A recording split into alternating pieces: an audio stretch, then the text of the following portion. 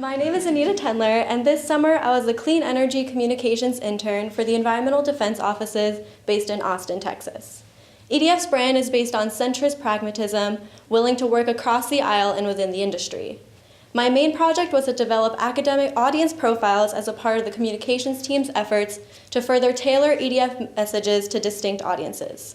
An audience profile is a communication strategy used to create a narrative for a distinct audience, acting as a go-to tool for the communications team, summarizing how that audience will interact with those EDF materials.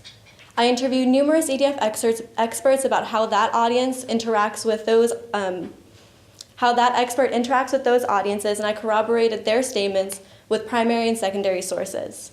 The final list of audience profiles I created included utility executives, clean tech entrepreneurs, legislators, regulators, and others. The clean energy team will use these audience profiles to be able to more effectively reach out to decision makers and those who impact the decision makers more effectively. This has become especially important in today's political climate, where environmental policies and politics have become incredibly volatile. The current political administration has been enacting extreme environmental policies, forcing environmental organizations to respond in extreme ways. In the past 2 years, environmental policies have devolved, with regulations set in place to mitigate fossil fuel emissions and other health hazards rolled back. The U.S. has exited the Paris Climate Accord, sending a global signal of our nation's denial of the importance of climate change action. Just within the past year, the administration has announced its intention to bail out the coal industry. It's in the process of replacing Obama's Clean Power Plan with a far more lenient, affordable clean energy policy. And the EPA no longer requires oil and gas companies to report methane emissions leaks, a potent greenhouse gas contributing to climate change. With these extreme policies in mind, more centrist organizations are forced to adjust their approach to ensure that environmental policies remain intact.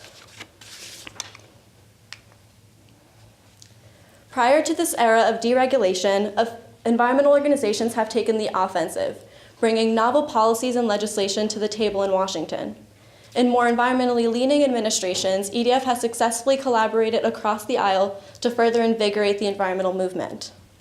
But with the strong pushback by current politicians and the EPA, EDF has had to adjust its approach to ensure that standing environmental policies remain intact. The language and tone in the Clean Energy team's Energy Exchange blog has developed over time. Prior to this political administration, headlines focused on empowerment, education, and encouragement. They avoided advocacy-like language and veered away from political bashing. Some headlines during Obama's administration featured positive updates in the clean energy realm, illustrating how environmental policy was progressing and what new and exciting developments were happening. Most articles did not target any particular partisan side, and when a political opinion was stated, it was not personal, nor was it the focal point of that article. The Protect and Defend campaign is an EDF-wide effort to protect and defend all environmental policies across EDF's departments. This strong defensive communications campaign has been spearheaded to protect the integrity of numerous institutions like the EPA, a federal agency put in place to preserve public health. Recently, the EPA has received one of the largest federal agency budget cuts, marginalizing its ability to accomplish its mission. Former EPA Chief Scott Pruitt has set his intentions to dismantle various environmental policies that were set in place to safeguard natural resources and protected lands from development and other invasive practices. With this campaign, EDF still stands as a centrist organization within the environmental community, as it maintains its connections in bipartisan support across the aisle and within the industry. Nonetheless, this administration has brought the environmental community together, galvanizing the movement that the Protect and Defend campaign is now a part of. The Regionalize and Resist blog post authored by Jorge Madrid, a clean energy manager in EDF's California office, featured a brand new, more novel choice of diction, resist. A phrase not popular in EDF headlines before, it was symbolic of their brand shift in the modern era, resisting the administration and their intentions to dismantle environmental policies and the EPA. This strong choice of words sends a signal to local California advocates that EDF is willing to swing farther left in order to garner a stronger coalition of support for the policies for which they advocate for. Other similar headlines do target specific political figures directly.